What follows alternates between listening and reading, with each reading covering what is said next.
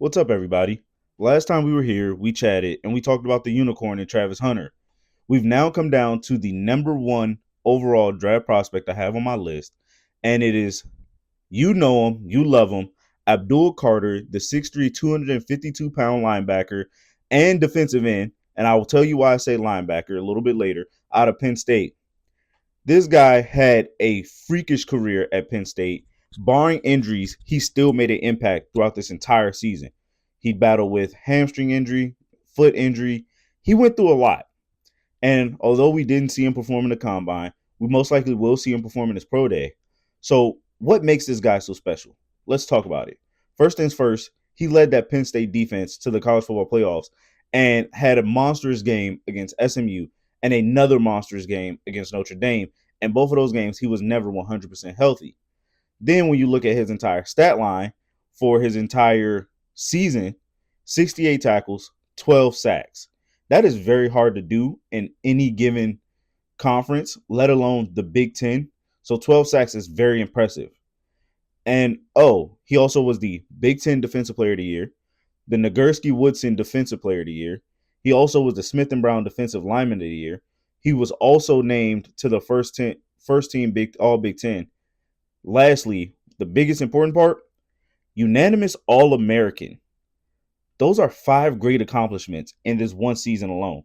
So this is a combination of everything he did in his first couple years fully blossoming into this year. And you watch the tape, you notice it immediately. Great get off the ball. Exceptional.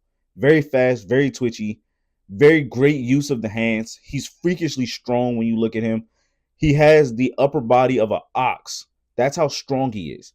He uses his arms in a plethora of ways to where he's not just a one move guy.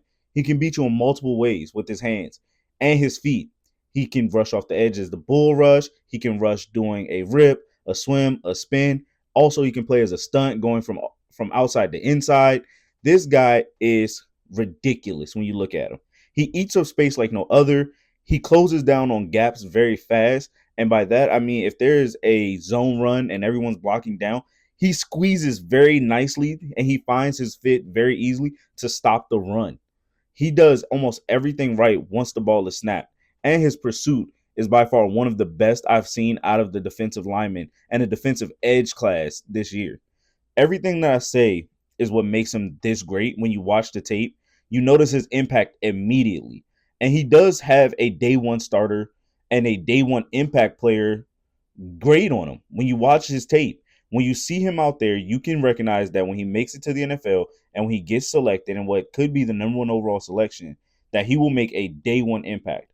He won't need a lot of patience. And by that, I mean, there's not going to be a lot of time you'll see him sitting on the bench a lot. You will see him come in and make work and wreak havoc on offensive lines very early. However, I do say that there are little knocks to his game, especially on the NFL level. And it's not that he's not great. However, I did say he's 252 pounds. That does bring on a little bit concern of his size. How would that fare against your typical offensive line? And then that also goes into his ability to be an every down defensive end, be an every down rush guy. How good will he affect the run game in the NFL? The average NFL player as an offensive lineman is standing around 6'3", 300 plus pounds. And then if he has to play a Philadelphia Eagles offensive line, how often are we going to see him in those schemes and in those moments to make impacts on those short yardage, second and twos, third and two situations? As a pass rusher, we'll see him immediately.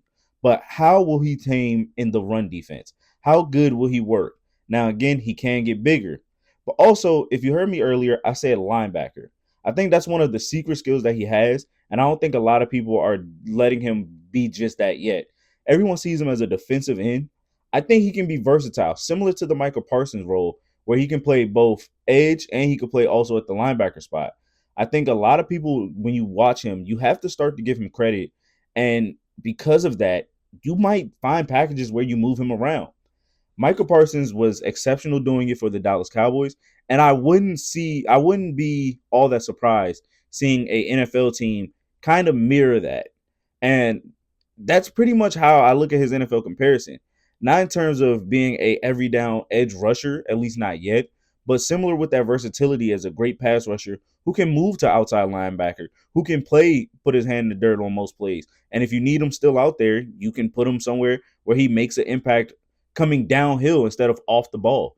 So all of that to say, in this great defensive edge class, Abdul Carter is the best one, potentially the number one overall pick. And the great thing about it is, if he's picked in the top 5, he'll be going to teams with very solid defensive line to where he's not your A1 day one focus, which means he'll have a lot of one-on-ones on him, which means we'll get to see him make an impact fairly early and very soon. So there you guys have it. That is my full breakdown. And we finally did it. We've reached number 1. I will have the full list of the all 32 draft prospects that I have listed in the description. And when you guys look at that, tell me, are there people that I should have bumped up? Are there people that you want me to talk about more in the comments? You guys let me know as we get prepared for this NFL draft. This has been really fun, and I want to do stuff like this more often. So let me know in the comments what you want to see. Who do you want to see me talk about going forward? Until the next time, I'll see you guys later.